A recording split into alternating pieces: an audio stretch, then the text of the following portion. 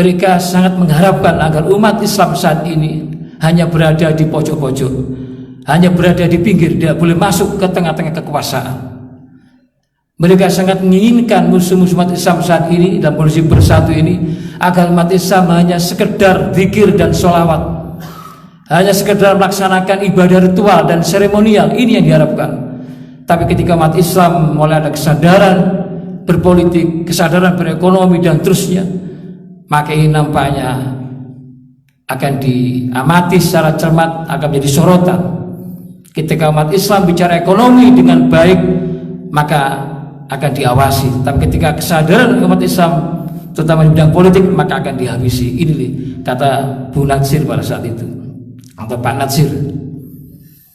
Mereka orang-orang guru Islam saat ini benar apa yang difirmankan oleh Allah, walan tardu angkal yahudu walan nasoro hatta tattabi'a millatahum. Dan orang-orang Yahudi dan Nasrani dan teman-temannya dan golongannya dan konyo-konyonya ini tidak akan pernah ridho, tidak akan pernah ikhlas, tidak akan pernah puas selamanya, abadan sampai yaumul kiamah, agar umat Islam terutama generasi muda, para pelajar, para mahasiswa mengikuti milah mereka, budaya mereka, agama mereka, tradisi mereka. Kenapa sekarang ini umat Islam dalam kondisi stagnan, dalam kondisi mundur, tidak ada kemajuan yang signifikan, sementara umat guru Islam maju dengan pesat? Inilah yang ingin saya sampaikan dalam kesempatan kajian subuh pada hari ini.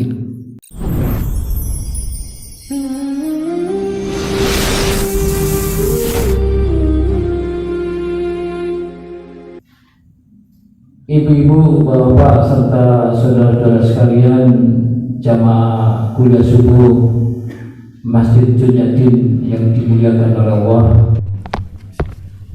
Insyaallah kalau aktivitas diri kita, keluarga kita, masyarakat, bangsa dan negara ini kalau senantiasa diiringi dengan keimanan dan ketakwaan kita pada Allah yang bersumber pada Al-Quran dan As-Sunnah, maka tentu yang kita raih adalah kebahagiaan, kemuliaan dan kemenangan.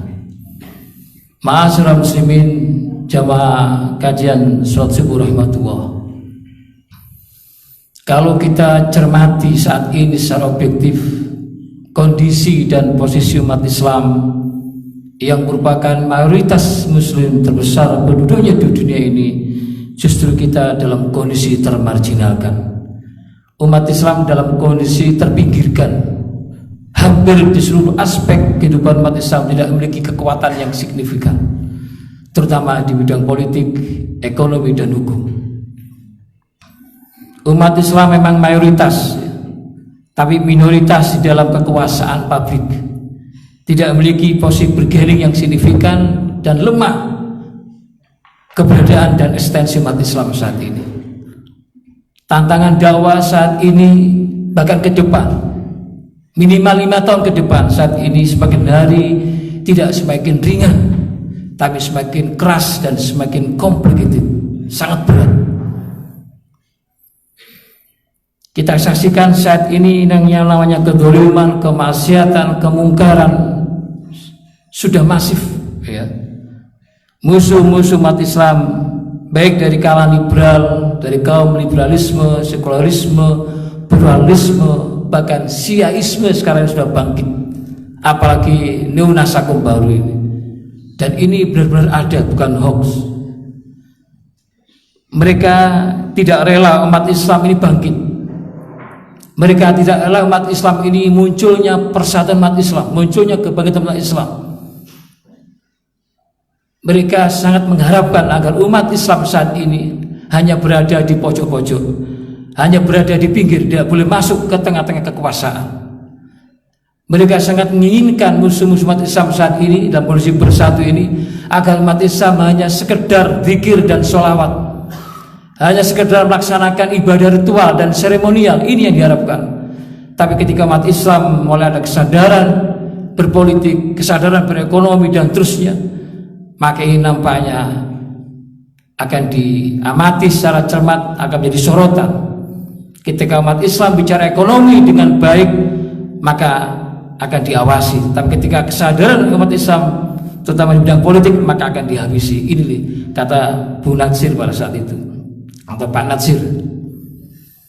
Mereka orang-orang guru Islam saat ini benar apa yang difirmankan oleh Allah, walan tardu angkal yahudu walan nasoro hatta tattabi'a millatahum. Dan orang-orang Yahudi dan Nasrani dan teman-temannya dan golongannya dan konyo-konyonya ini tidak akan pernah ridho, tidak akan pernah ikhlas, tidak akan pernah puas selamanya, abadan, sampai yaumul kiamah, agar umat Islam, terutama generasi muda, para pelajar, para mahasiswa, ngikuti milah mereka, budaya mereka, agama mereka, tradisi mereka. Bahkan diperkuat oleh hadis Rasulullah SAW, nanti suatu saat di akhir zaman ini umat Islam akan ngikuti budaya mereka, tradisi mereka, sampai mereka masuk ke lubang biawak pun umat Islam, terutama generasi muda, para mahasiswa, masuk ke lubang biawak pun. Kemudian para sahabat bertanya, apa yang dimaksud itu? Apakah orang Yahudi dan Nasrani? Apa kata Rasulullah? Siapa lagi kalau bukan orang Yahudi dan Nasrani dan seterusnya itu. Bahkan dalam firman Allah dalam surat Al-Baqarah ayat 217, mereka tidak henti-hentinya memerangi kalian sampai kalian murtad hingga mereka mampu. Akhirnya muncul pertanyaan besar kita adalah, limada ta'akharul muslimuna wa limada taqaddama ghairuhum. Kenapa sekarang ini umat Islam dalam kondisi stagnan, dalam kondisi mundur, tidak ada kemajuan yang signifikan, sementara umat guru Islam maju dengan pesat. Inilah yang ingin saya sampaikan dalam kesempatan kajian subuh pada hari ini. Kenapa umat Islam selalu kalah, bahkan dikalahkan, ya kan? Umat Islam masih belum menjadi fa'il, menjadi pelaku, menjadi subjek. Umat Islam masih menjadi maf'ul bih, menjadi objek, ya. Umat Islam dalam kondisi termarginalkan secara umum. Ini yang terjadi. Maka bagaimana menuju kebangkitan umat Islam? Apa yang harus kita siapkan atau pilar kebangkitan umat Islam menuju kemenangan ini? Maka perlu adanya perlu adanya persiapan secara matang, disiapkan dengan manajemen yang baik dan kekuatan yang kita miliki. Dan ini difirmankan oleh Allah di dalam surat Al-Anfal ayat 60. Allah berfirman, wa a'iddu lahum mastata'tum min quwwah, yang artinya, dan persiapkanlah segala kemampuan untuk menghadapi mereka dengan kekuatan yang kamu miliki, dari pasukan yang berkuda yang dapat menggetarkan musuh Allah dan musuh-musuh kamu. Artinya sudah saatnya umat Islam di akhir zaman ini harus ada persiapan untuk menghadapi tantangan dakwah yang keras ini. Karena musuh-musuh Islam sekarang dalam kondisi bersatu. Bagaimana agar umat Islam ini kalah dan bahkan dihancurkan, terutama generasi mudanya, melalui yang disebut dengan ghuzul fikri, perang pemikiran, perang ideologi di dunia maya, di media sosial yang sekarang ini luar biasa ini. Bahkan diterangkan dalam ayat ini, dengan persiapan yang matang, dengan kemampuan yang kami miliki, dengan pasukan yang berkuda. Ya, kalau sekarang yang paling berkuda itu umat Islam harus menguasai militer, menguasai persenjataan, ya, menguasai dunia teknologi dan informasi, ini harus kita kuasai. Maka apa untuk menuju atau solusi untuk menuju kebangkitan umat Islam? Tentu yang pertama, ibu-ibu, bapak serta saudara sekalian yang dimuliakan oleh Allah, yang pertama adalah umat Islam harus semangat. Untuk apa? Untuk kembali pada ajaran al-Islam yang hak ini, untuk mengkaji kembali tentang ma'rifatul Islam, kembali pada ajaran Islam, kembali pada tauhid, kembali pada akidah yang landasannya adalah Al-Quran dan As-Sunnah. Dengan kata lain, umat Islam harus ada kesadaran yang tinggi untuk berusaha menjadi orang muslim yang kafah, menjadi muslim yang totalitas, menjadi muslim yang utuh, dan menjadi muslim yang komprehensif, yang landasannya adalah Al-Quran dan As-Sunnah. Kenapa ini kita angkat kembali? Harus ada revitalisasi kepada Islam, karena saat ini sebagian besar umat Islam masih belum memahami dan menerima serta mengamalkan Islam secara totalitas, secara holistik dan seterusnya. Maka umat Islam saat ini masih bermental sekuler. Umat Islam masih memisahkan antara Islam dengan kehidupan. Umat Islam saat ini masih memisahkan antara Islam dengan politik. umat Islam masih memisahkan antara Islam dengan ekonomi, Islam dengan hukum dan seterusnya. Ini yang terjadi. Maka saatnya lah umat Islam harus kembali kepada ajaran Islam yang kafah dan menjadikan Al-Quran dan As-Sunnah sebagai manhajul hayat, yaitu konsep kehidupan. Untuk apa? Untuk mengatur diri kita, mengatur keluarga kita, masyarakat, bangsa dan negara. Umat Islam harus menjadikan Al-Quran dan As-Sunnah sebagai way of life. Al-Quran dan As-Sunnah harus kita jadikan sebagai imam untuk mengatur kehidupan kita. Apa yang terjadi ketika umat Islam tidak serius, ketika umat Islam tidak istiqomah menjalankan syariat Islam yang pedomannya jelas, yaitu Al-Quran dan Sunnah dengan pemahaman para pesoleh, maka yang terjadi, bapak-bapak, ibu-ibu, serta saudara sekalian yang dimuliakan oleh Allah, adalah kehidupan dongka.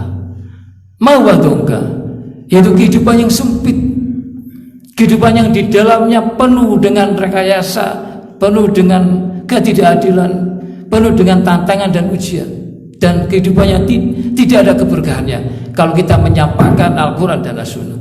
Dan ini difirmankan oleh Allah di dalam surat Toha ayat 124. Allah berfirman, "Wa man a'radu an dzikri fa innalahu ma'isatan dongka wa nahsyuruhu yaumal qiyamati a'ma." Mari ayat ini kita jadi renungan kita bersama. Betapa dahsyat dan pentingnya firman Allah ini, yaitu surat Toha ayat 124. Yang artinya, dan barang siapa, kata Allah, yang berpaling dari peringatanku, artinya Al-Quran ini, menurut Ibnu Katsir dalam tafsirnya ini, maka sesungguhnya baginya penghidupan yang sempit, dan kami akan menghimpun nanti di yaumul qiyamah umat Islam ini, hamba Allah ini ketika di dunia dalam keadaan melihat, dalam keadaan sihat, dibutakan oleh Allah. Kenapa dibutakan? Karena mereka tidak istiqomah, tidak konsekuen menjadikan syarat Islam menjadi dusturnya, menjadi peraturan, menjadi undang-undang. Untuk apa? Untuk mengatur diri kita, keluarga kita, masyarakat, bangsa, negara. Maka bangsa Indonesia kalau tidak menjadikan itu, akan terjadi keterpurukan, akan terhina, dan banyak musibah di musibah, bencana di bencana, karena umat Islam tidak taat dan tunduk kepada aturan Allah. Maka Allah memberikan keadaan dongga, yaitu kehidupan yang sempit. Bukankah Rasulullah pernah bersabda agar kita selamat dunia dan akhirat? Allah firman, "Taraktu fikum amrayn lan tadillu abada, kitaballahi wa sunnata nabi." Artinya, aku tinggalkan dua pusaka kepada kalian agar kalian tidak mengalami tersesat selama-lamanya, manakala kalian berpegang teguh pada Al-Quran dan As-Sunnah. Maka saatnya lah di akhir zaman ini, para pelajar, para pemuda, para mahasiswa, kita semua ini harus kembali pada ajaran Islam yang hak, yaitu kembali pada Al-Quran dan As-Sunnah. Apa yang terjadi sekali lagi ketika sebuah komunitas, sebuah bangsa tidak menjadikan Al-Quran sebagai pedomannya, menjadi imamnya, menjadi dusturnya, menjadi peraturannya, maka sebuah komunitas, sebuah bangsa itu akan direndahkan oleh Allah, akan dihinakan oleh Allah. Dan ini berdasarkan sabda Rasulullah SAW, "Inna Allaha yarfa'u bihadal kitab aqwaman wa yad'u bi akharin." Yang artinya sesungguhnya Allah meninggikan kedudukan beberapa kaum, beberapa umat, beberapa bangsa itu lantaran kitab ini, yaitu Al-Quran. Dan Allah juga merendahkan dan menghinakan kedudukan yang lain juga dengan Al-Quran. Maka betapa pentingnya kita harus memahami tentang ma'rifatul Islam dan ma'rifatul Al-Quran. Dan ini banyak dicontohkan ketika Sayyidina Umar bin Khattab sebelum masuk Islam, belum mengenal Islam, belum mengenal Al-Quran.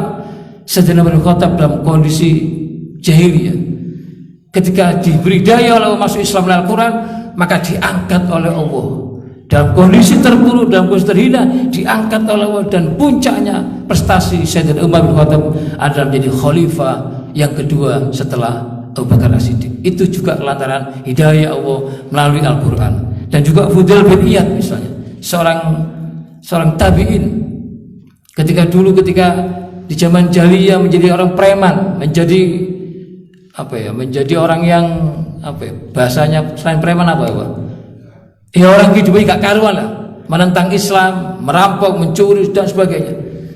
Ketika belum mendapat hidayah dari Al-Quran, dia akhirnya diangkat Allah menjadi ulama besar, ya, menjadi ulama besar di zamannya pada saat itu. Suatu ketika ibu-ibu, bapak serta saudara sekalian dimuliakan Allah, betapa pentingnya Al-Quran ini. Kemudian Rasulullah pada saat pertemuan yang dihadiri oleh para sahabat, dan hampir para sahabat itu hadir semua. Kemudian datanglah Sayyidina Umar bin Khattab, datang terlambat. Beliau membawa lembaran Taurat, ingin disampaikan di forum yang mulia itu, di forum yang di majlis yang sangat mulia itu, tiba langsung oleh Rasulullah SAW. Dan Sayyidina Umar itu membawa lembaran Taurat. Apa reaksi Rasulullah SAW ketika melihat Sayyidina Umar datang terlambat membawa lembaran Taurat? Dan akhirnya Rasul bersabda, "Innahu wallahi law kana Musa khayyan fatahurikum ma khalalallahu illa yattabi'an." Yang artinya, sesungguhnya demi Allah, seandainya Musa alaihissalam saat ini hidup bersama kalian, niscaya ia hanya diperbolehkan oleh Allah mengikuti ajaran Muhammad, yaitu al-Islam. Bayangkan sahabat Rasulullah SAW Sayyidina Umar bin Khattab yang tidak diragukan keimanannya, tidak diragukan bagaimana semangat jihadnya ketika melawan kaum kafir Quraisy, melawan musuh-musuh umat Islam, sangat berani. Ditegur oleh Rasulullah SAW gara-gara membawa lembaran Taurat. Padahal tujuannya adalah ingin disampaikan di forum yang mulia ini, di hadapan Rasul, di hadapan sahabat. Tetapi Rasulullah memberikan peringatan keras. Artinya bahwa Rasul ingin menjaga, ingin memprotek, jangan sampai sahabat sekalipun Sayyidina Umar itu terkontaminasi, terracuni ideologi, keyakinan, aliran, isme selain Islam, gori Islam, sehingga yang muncul dalam diri para sahabat itu yang diinginkan Rasulullah SAW adalah inna dina indallahil Islam. Sesungguhnya Islam itu agama yang mulia, agama yang diterima oleh Allah. Artinya sesungguhnya agama yang diridhoi oleh Allah adalah al-Islam. Ini yang harus ditanamkan oleh Rasulullah SAW kepada para sahabat, dan sampai terikut arus virus-virus ideologi yang saat ini sudah bergentayangan, bahkan sudah masuk di umat Islam, menjadi agama-agama baru. Apakah itu pluralisme, sekali lagi, liberalisme, sekularisme, siaisme, bahkan komunisme sekarang sudah mulai benar-benar wujud, bukan hantu. Dan ini bukan hoax, sudah menyebar di tubuh umat Islam, dan Rasul yang melindungi itu. Sehingga yang muncul dalam diri para sahabat itu adalah al-Islamu ya'lu wa la yu'la alaihi. Islam itu agama yang tinggi, tidak ada yang meningginya. Wa may yabtaghi ghairal Islam dina fala yuqbala minhu wa huwa fil akhirati minal khasirin. Dan barang siapa, kata firman Allah ini, dan barang siapa yang mencari-cari agama selain Islam, dia tidak diterima nanti dia yaumul kiamah, dan di akhirat termasuk orang yang merugi. Artinya Islam ini sudah harga mati. Islam ini harus kita jadikan agama yang hak, bukan yang lainnya. Kalau Islam sudah harga mati, tidak boleh tawar, maka yang lainnya akan ikuti, jangan terbalik. Ya. Disinilah pentingnya kita harus menjadi orang Muslim yang militan, Muslim yang holistik, Muslim yang kafah, dan Muslim yang totalitas. Sehingga yang muncul dalam diri kita, keimanan kita adalah, semangat kita adalah, ya ayyuhalladzina amanu dkhulu fis silmi kafah wala tattabi'u khuwatis syaiton innahu lakum aduwwum mubin. Wahai orang-orang yang beriman, kita dipanggil oleh Allah, wahai orang yang beriman, masuklah kamu ke dalam Islam secara totalitas, yaitu secara utuh, dan jangan kamu bercerai-berai, jangan kamu mengikuti ideologi, mengikuti langkah-langkah setan. Sesungguhnya setan itu adalah musuh yang nyata, ideologi selain Islam itu adalah musuh yang nyata. Maka kita harus bangga menjadi orang Muslim, terutama anak-anak kita, para pelajar kita, para mahasiswa, harus dicas semangatnya, harus ada ruh semangat Islam itu harus ada dalam diri kita, sehingga kita meyakini ishadu bi anna muslimin, saksikan kami ini ada orang Muslim. Kita harus bangga menjadi orang Muslim, nggak boleh rendah diri kita. Saat ini para pelajar, para mahasiswa, para muda sudah mulai luntur tentang semangat berislamnya. Ini ada di tengah-tengah kampus, di tengah-tengah mahasiswa. Mereka lebih bangga melajari Karl Marx, buku-buku, kitab-kitab Karl Marx, kitab sosialis, liberalisme, kapitalisme. Lebih bangga anak-anak kita, para pelajar, para muda mempelajari itu daripada mempelajari kitab-kitab umat Islam, buku-buku sejarah dan sebagainya. Ini yang terjadi. Oleh karena itu, ma'asyiral muslimin, jamaah qulasuh rahmatullah, Masjid Junyadi yang dimuliakan oleh Allah, jika umat Islam di Indonesia ini dan dunia ini ingin merubah nasibnya, untuk menuju kemenangan, untuk menjadi umat yang bangkit, menjadi umat yang menang, harus merubah mindset dan paradigma pemikiran tentang Islam, bahwa Islam adalah agama yang bersifat komprehensif. Islam adalah agama yang kafah, Islam agama yang totalitas, yang mengatur segala aspek kehidupan umat Islam. Semuanya lengkap di Islam. Islam tidak hanya bicara ibadah seremonial, secara ritual. Islam juga bicara politik, Islam bicara militer, bicara ekonomi, hukum, dan seterusnya. Artinya Islam adalah agama yang lengkap, agama yang paripurna, agama yang syamil dan mutakamil, agama yang sempurna dan disempurnakan.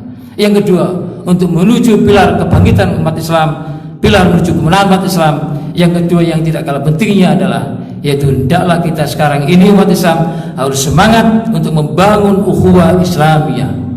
Harus umat Islam membangun persaudaraan umat Islam, membangun persatuan umat Islam. Ya, umat Islam harus bersatu untuk mewujudkan kembali ukhuwah Islamiyah yang hakiki, lintas organisasi, lintas ormas, lintas golongan, lintas madhab, lintas harokah Islamiyah, lintas muasasah, lintas organisasi. Itu harus bersatu padu umat Islam di bawah payung kalimat la ilaha illallah Muhammadur Rasulullah. Umat Islam harus bersatu dalam wadah besar, keluarga besar yang disebut dengan ahli sunnah wal jamaah. Lantas siapa itu ahli sunnah wal jamaah? Tidak lain adalah seseorang atau kelompok apapun namanya, organisasi apapun namanya, madhab apapun namanya, harokah apapun namanya, kalau mereka menjadikan Al-Quran dan As-Sunnah dengan pemahaman para soleh, maka itulah sejatinya ahli sunnah wal jamaah. Siapapun orangnya, organisasi apapun namanya, bentuk jamaahnya apapun namanya, kalau mereka menjadikan Al-Quran dan As-Sunnah sebagai manhajnya, sebagai konsep kehidupannya untuk mengatur dirinya, keluarganya, masyarakat, bangsa, negara, maka itulah saudara kita, itulah keluarga besar kita yang disebut dengan ahli sunnah wal jamaah. Jadi ahli sunnah wal jamaah itu tidak bisa diklaim oleh tetangga, tidak boleh diklaim oleh kelompok tertentu, siapapun orangnya dan bentuk jamaah apapun, ormas apapun, kalau mereka taat dan tunduk pada aturan Allah yang bersumber pada Al-Quran dan As-Sunnah mahgula dan pemahaman para soleh, maka itulah saudara kita. Maka kita harus ruhama benau, harus rukun umat Islam ini. Bagaimana akan diberi kemenangan Allah kalau umat Islam masih eker-ekeran, masih terjadi konflik, masih terjadi masih ada goresan, masih caci maki, masih menyalahkan, menjustifikasi kelompok yang paling benar, kelompok yang paling sana, yang paling benar dan sebagainya, bahkan mentauhidkan, mengkafir kelompok yang lain. Bagaimana mungkin Allah akan beri kemenangan kalau umat Islam masih ada duri di dalam tubuh umat Islam, masih semangat muncul semangat itu? Maka umat Islam harus bersatu. Bukankah kita adalah innamal mu'minuna ikhwah? Sesungguhnya orang-orang mukmin itu adalah bersaudara. La yu'minu ahadukum hatta yuhibba li akhihi ma yuhibbu nafsi. Tidak beriman sempurna salah seorang di antara kalian sehingga mencintai saudaranya seperti mencintai dirinya sendiri. Dan sesungguhnya orang mukmin itu adalah bersaudara.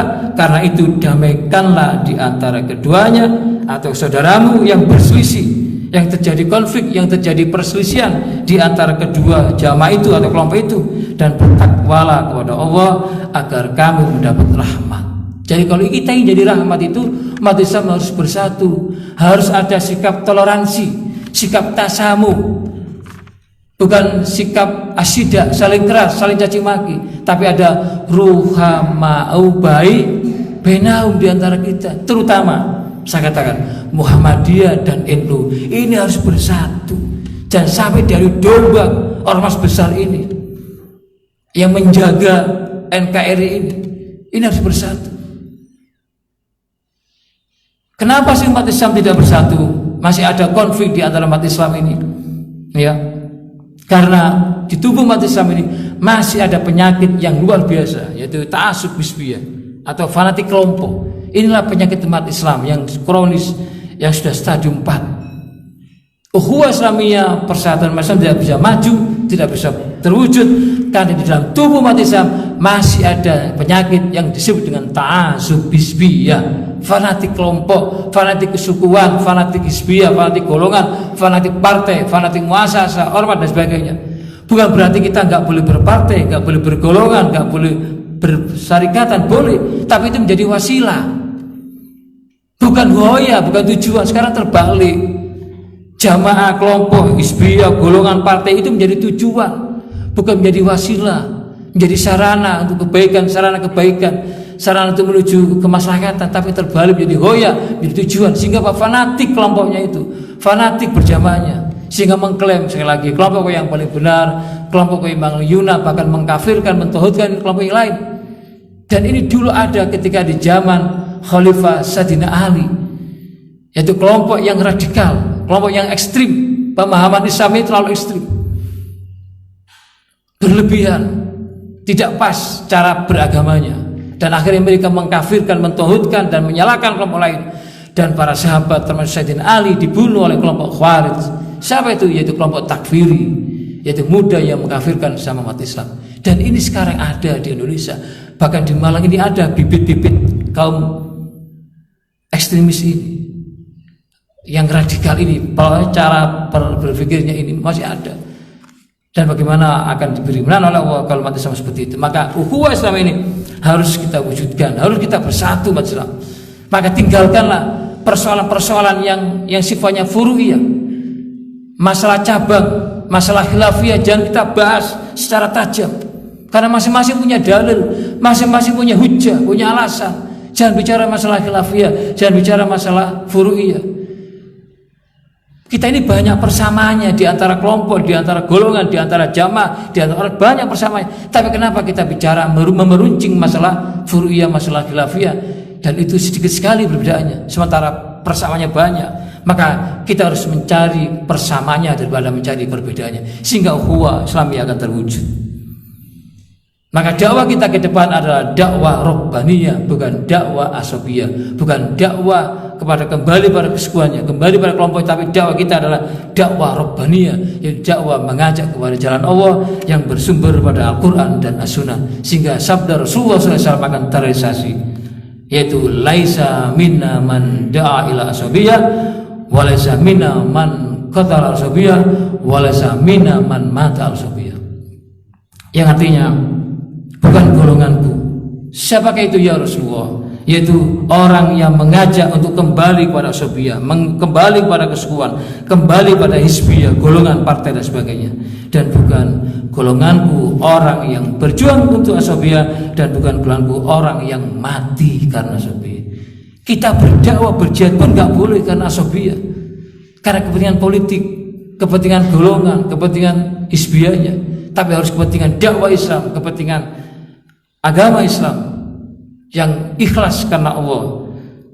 Itulah yang disebut orang mukhlis. Maka doktrin kita agar ukhuwah Islamiyah terwujud, maka metodenya adalah yang harus kita sampaikan, yang harus kita dakwakan kepada umat Islam adalah Islam qabla jamaah, yaitu menanamkan faham yang benar tentang ma'rifatul Islam yang benar, Islam yang hak, Islam yang agama yang benar, yang ada rasanya Al-Quran dan As-Sunnah. Islam menurut Rasulullah SAW, Islam menurut para sahabat, Islam menurut para tabi'in dan tabi'in dan generasi salafus soleh yang makbula dengan pemahaman para soleh. Bukan Islam menurut ra'yu, bukan Islam menurut hawa nafsu, Islam menurut si fulan, Islam menurut si fulan, tidak. Tapi kembalikan Islam yang hakiki, yaitu Islam yang berdasarkan Al-Quran dan As-Sunnah. Islam yang tanpa embel-embel. Islam, ya Islam, tidak ada Islam embel-embelnya. Apakah Islam harus keras, Islam harus lunak, jim dan sebagainya? Ya, tapi Islam yang benar menurut kacamata dan perspektif agama Islam yang bersumber pada Al-Quran dan Sunnah dengan pemahaman para soleh. Maka kalau itu terjadi, maka firman Allah akan terrealisasi. Sebagaimana Allah berfirman, wa'tasimu bihablillahi jami'an wa la tafarraqu, dan berpegang teguhlah wahai umat Islam. Artinya kita ini semuanya, yaitu kepada apa? Yaitu kepada tali agama Allah, yaitu al-Islam, dengan kalimat tauhidnya la ilaha illallah Muhammadur Rasulullah, dan jangan kamu bercerai-berai. Tapi faktanya umat Islam masih dalam kondisi bercerai-berai saat ini. Ya, ini yang terjadi. Yang ketiga, ma'asyiral muslimin, jamaah kajian salat subuh Masjid Judnyadin yang dimuliakan oleh Allah, untuk menuju pilar kebangkitan dan kemenangan umat Islam, maka semangat yang tidak kalah pentingnya adalah yang ketiga, perlu adanya revitalisasi dan optimalisasi tarbiyah, dakwah dan jihad fisabilillah. Ini penting di era milenial ini, di era arus globalisasi, di era akhir zaman ini. Ini sangat penting, penguatan kembali makna dakwah, tarbiyah dan jihad ini. Karena berdakwah dan berjihad di jalan Allah adalah merupakan perjuangan dan pengorbanan dalam Islam yang memiliki keutamaan yang besar. Wajahidu fillahi haqqo jihadi, dan berjihadlah dan berdakwahlah kamu pada jalan Allah dengan jihad yang sebenar-benarnya. Jihad kontemporer saat ini adalah bagaimana kita semangat mencari ilmu, bagaimana kita semangat menegakkan kalimat Allah di saat ini yang tantangan dakwah yang semakin hari tidak semakin ringan tapi semakin berat. Maka setiap muslim harus wajib terjun di medan jihad, di medan dakwah, menjadi garis yang terdepan sesuai dengan kemampuan, sesuai dengan kompetensi dan profesi kita masing-masing. Artinya dakwah ini ada tugas kita semua. Tidak hanya diemban oleh para kiai, para ustadz, para murabi, para nakib, atau guru ngaji, atau guru agama, tapi dakwah Islam, menyampaikan pencerahan Islam ke masyarakat itu ada tugas kita semua.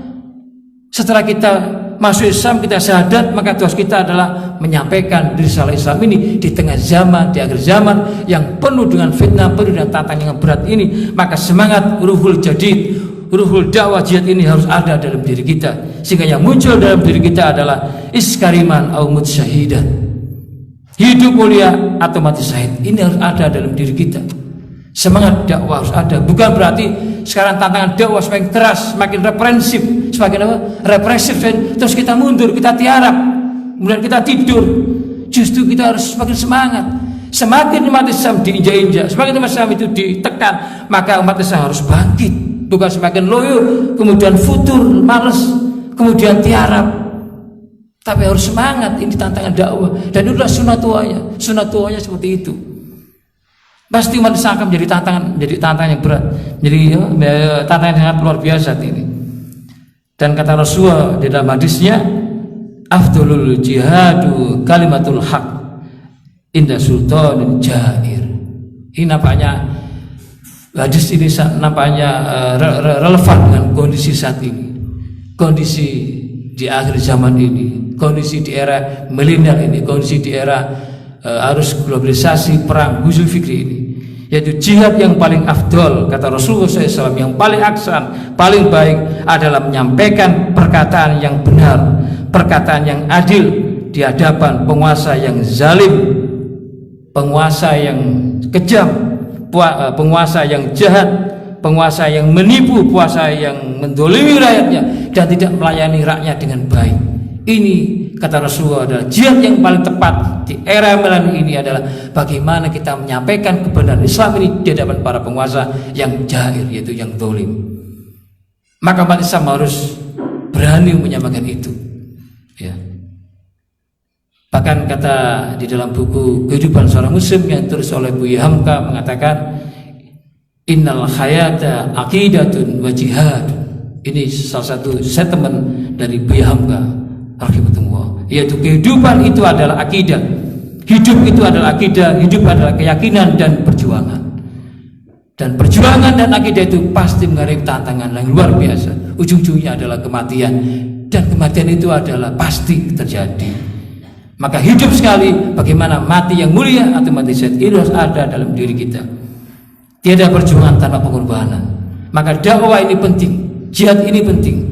Sebagaimana firman Allah, wal takum minkum ummatun yad'una al-khair wa ya'muruna bil ma'ruf wa yanhauna 'anil munkar wa ulaika humul muflihun. Inilah ayat dalil yang beri semangat kita bahwa dakwah tidak bisa lepas dari kehidupan seorang muslim, dan tidaklah ada di antara kamu segolongan umat untuk apa? Untuk menyeru, untuk mengajak kebajikan, menyuruh yang ma'ruf dan mencegah yang munkar, dan berikanlah orang-orang yang beruntung. Jadi kalau ingin ibu-ibu, bapak dan saudara yang dimuliakan Allah, kalau kita ingin jadi orang yang beruntung, maka syaratnya harus berdakwah, beramal ma'ruf nahi munkar di tengah-tengah kehidupan yang penuh dengan tantangan ini. Bahkan diperkuat oleh hadis Rasulullah SAW. Ketika kita melihat sebuah kemungkaran, melihat kedoliman, melihat kemaksiatan, melihat sebuah ketidakadilan, kecurangan dan sebagainya, maka semangat Islam harus ada dakwah. Dan ini disabdakan oleh Rasulullah SAW dalam hadisnya yang sangat terkenal. Rasul bersabda, "Man ro'a minkum munkaron falyughayyirhu biyadi, fa illam yastati fa bi lisani, fa illam yastati fa bi qalbihi, wa dzalikal adhaful iman." Yang artinya, kata Rasulullah SAW dalam hadis ini, barang siapa di antara kamu, di antara kita ini melihat, apa yang dilihat? Yaitu melihat kemungkaran, kedoliman, kecurangan, kemaksiatan yang masif, terstruktur dan sistemik ini, maka harus kamu rubah dengan biyadihi. Apa itu biyadihi? Ada yang tahu Bapak Ibu? Dengan kekuasaan, dengan tanganmu. Maka di sini pentingnya the power of politik. Maka umat Islam harus masuk di ranah kekuasaan. Umat Islam harus ada di istana, harus ada di parlemen, harus ada di eksekutif, yudikatif, dan legislatif. Kalau ingin merubah dakwah, melihat kemungkaran, kedoliman, itu harus dengan kekuasaan, dengan biadi. Cukup dengan tangan pejabat, dengan tangan DPR, presiden, selesai persoalan itu. Dengan perdanya, dengan perpunya, misalnya apa istilahnya, itu mudah kalau dakwah dan kekuatan itu. Contoh yang dilakukan oleh Anies Baswedan misalnya, ketika apa itu Pak? Masih ingat membubarkan hotel apa itu? Alexis ya, dengan kemaksiatan yang luar biasa itu, ya, pusatnya kemaksiatan di Jakarta itu tidak mampu dirubah dengan dakwah. FPI berteriak-teriak di depan, nggak mungkin bisa. Tapi ketika menjadi gubernur dengan kekuasaan gubernur itu, maka dengan tangan-tangan selesailah akhirnya hotel Alexis itu selesai. Termasuk di Malang ini, sekarang ini sudah mulai muncul yang namanya dugem, yang namanya apa, kemaksiatan di Malang ini. Kan banyak sekarang ini apa, karaoke yang maksiat sekarang tumbuh subur ini. Ya, bahkan pernah di Malang ini ketika buka bersama dengan alkohol, ya, pernah nggak mendengar ya? Kan viral itu. Kemaksiatan di Malang sudah mengepung loh. Hotel-hotel, singgah syariah dan sebagainya muncul semua. Ini bisa diselesaikan bukan dengan kekuatan dakwah seperti ini, nggak bisa. Harus masuk ke parlemen, ditekan DPR-nya, ditekan eksekutifnya.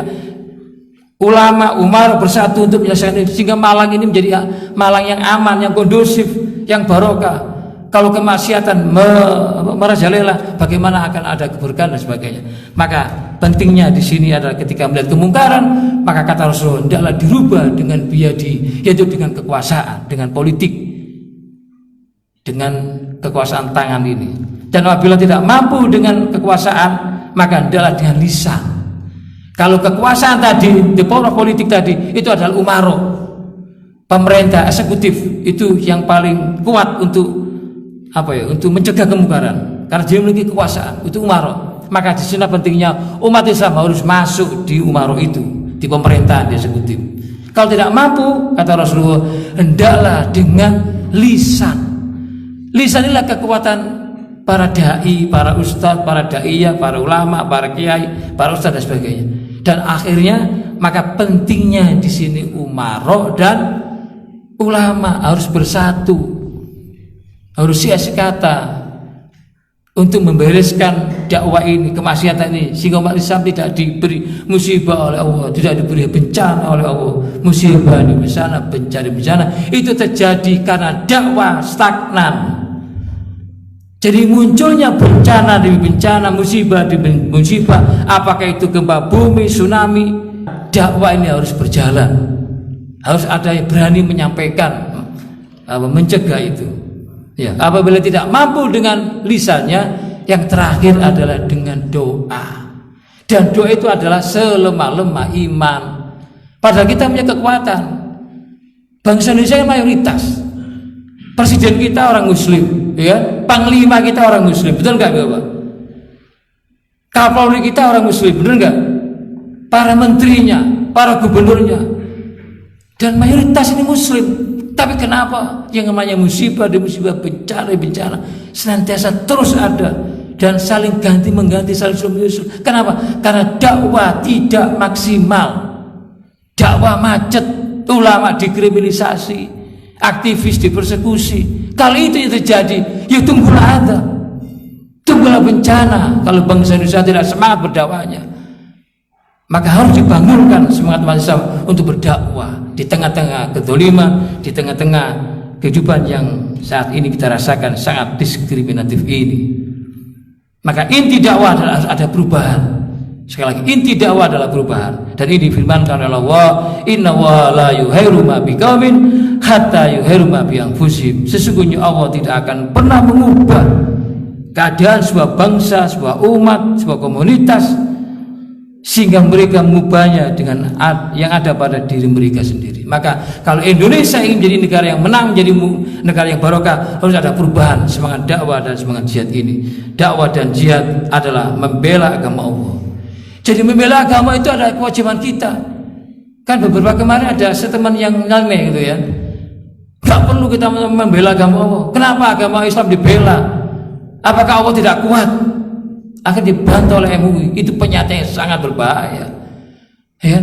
Ini ada firman-Nya, kita membela agama itu perintah. Membela agama, membela kebenaran itu adalah perintah dan tugas kita. Ya. Jadi difirmankan oleh Allah, ya ayyuhalladzina amanu in tansurullaha yansurkum wa tsabbit aqdamakum. Surat apa Bapak Ibu? Ada yang tahu? Surat Muhammad ayat 7. Yang artinya, wahai orang yang beriman, jika kamu menolong agama Allah, berarti kamu perlu ditolong. Bukan Allah kita tolong. Kewajiban kita adalah menegakkan agama Allah, menolong agama Allah. Ya, niscaya Dia akan menolongmu dan mendudukan kedudukan yang kami tinggi. Jadi menolong agama itu ada kewajiban kita. Bahkan ini difirmankan oleh Allah untuk memperkuat firman ini di dalam surat As-Saff ayat 10 dan 11. Ini merupakan salah satu yang bisa menyemangati kita tentang pentingnya dakwah dan jihad.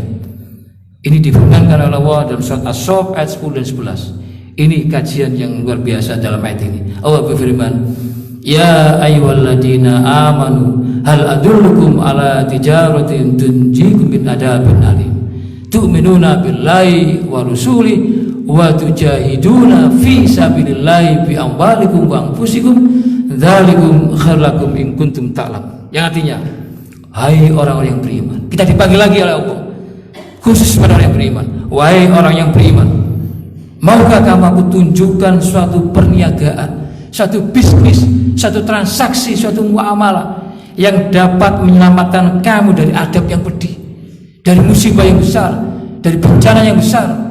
Ya, ternyata bisnisnya, transaksinya, tijarnya, perdagangannya bukan perdagangan yang sifatnya ekonomi, baik makro maupun mikro, yang sifatnya profit oriented, mencari keuntungan duniawi, materi, keuangan, bukan. Tapi yang dimaksud dengan tijar di sini, agar kamu diselamatkan oleh Allah, hendaklah kalian beriman kepada Allah. Jadi beriman kepada Allah adalah melakukan transaksi jual beli kita pada Allah. Kita kembali pada al-Islam, kembali kepada tauhid, dan hendaklah kalian beriman kepada Rasulullah SAW. Yang pertama beriman pada Allah, kedua beriman pada Rasulullah, dan ketiga adalah berjihad fisabilillah. Dengan apa? Dengan harta dan jiwa kamu. Maka itulah jika kamu orang-orang mengetahui. Dan ini diperkuat lagi oleh firman Allah terdapat dalam surat At-Taubah ayat 11 tentang betapa pentingnya fadilah dakwah dan jihad fisabilillah, dan pahalanya adalah surga. Dan ini difirmankan oleh Allah, inna wa astara minal mu'minin anfusahum wa amwalahum bi anna lahumul jannah.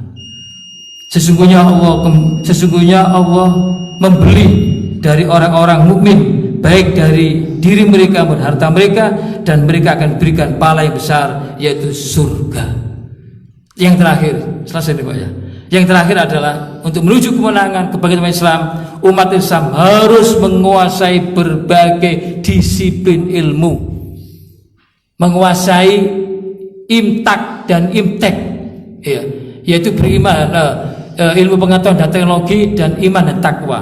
Umat Islam harus menguasai berbagai disiplin ilmu, terutama ilmu politik, ilmu ekonomi, ilmu media sosial, ilmu militer, ilmu manajemen dan sebagainya. Ini umat Islam harus menguasai. Kalau itu ada, insya Allah kebangkitan, kemenangan Islam akan kita raih. Mudah-mudahan dengan melalui kajian singkat di kajian subuh ini di Masjid wujudnya dini, ada kesadaran kita, minimal ada renungan kita bersama bahwa tantangan ke depan Islam semakin hari tidak semakin ringan tapi semakin berat. Maka dibutuhkan umat Islam untuk bersatu, untuk kembali kepada Al-Quran dan Sunnah dan menguasai berbagai disiplin ilmu, maka kebangkitan Islam akan terwujud. Demikian yang bisa saya sampaikan, kurang lebih mohon maaf. Wabillahi taufik wal hidayah. Assalamualaikum warahmatullahi wabarakatuh.